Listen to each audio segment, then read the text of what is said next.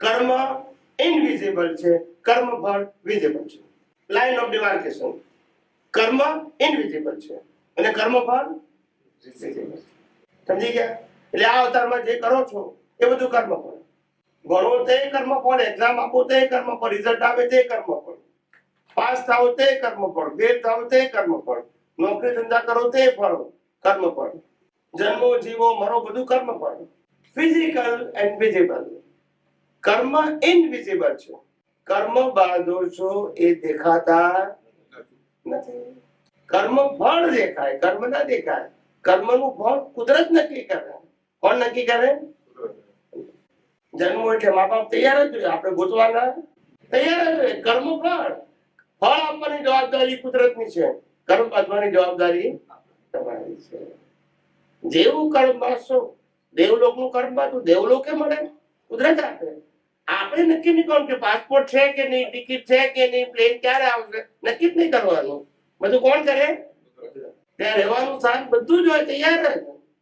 આપણે કશું પ્લાન કરવાનો. સમજાય છે?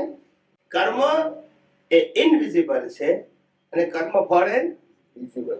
કર્મ ભાવથી બંધાય છે અને કર્મ ફળ મન વચન કાયાથી ભોગવાય છે. મન વચન કાયાનો જન્મ જીવન મૃત્યુ કુદરતના હાથમાં છે અને કર્મ તમારા હાથમાં છે. એટલે ફળને બદલી ના શકાય. એટલે રામાયણ ને મહાભારત થવાની હોય તો થાય જ. મહેનત ગમે એટલી કરો તો પણ, કારણ કે કર્મ નક્કી થઈ ગયું છે. હવે આ શું છે? ફળ બદલી શકાય? એક છોકરો હતો, તે 5મા ધોરણમાં ભણતો હતો, 5th સ્ટાન્ડર્ડમાં. એ એક્ઝામ આપીને પાછો આવ્યો. એટલે એના ફાધરે પૂછ્યું કે બેટા પેપર કેવું ગયું? તો કે સારું ગયો. તો એના ફાધરે પૂછ્યું પાસ તો થઈ જ ને?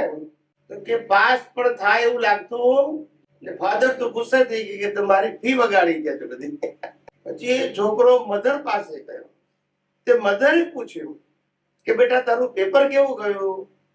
તો કે છે મમ્મી સારું નથી ગયું. તો મમ્મી શું કહે? તું નિરાશ ના થઈશ. તું કે છે તારું પ્રશ્નપત્ર ક્યાં છે? તો કે આ રહ્યું. પેલા ભગવાનનો ફોટો છે ત્યાં મૂકજે, રોજ અગરબત્તી દીવો કરજે, એક એક માર્ક વધશે. બોલતા નથી. આવી રીતે દુનિયા ચાલે છે. શ્રદ્ધા શું કરે? પરિણામ ક્યારે બદલાય? લોકો મહેનત કરે છે પણ એ મહેનત નથી કહેવાતી, કારણ કે પરિણામ ફિક્સ થઈ ગયું છે. સાહેબ, તમને ખબર હશે, બધા ભણેલા ગણેલા છો, કે તમારા કરતા વધારે મહેનત કરનારો આજે પ્રાઇવેટ જોબ કરતો છે અને તમે ઓછું ભણેલા ઓછા માર્ક પાડા પણ ગવર્મેન્ટની જોબમાં સારી પોસ્ટ પર છો.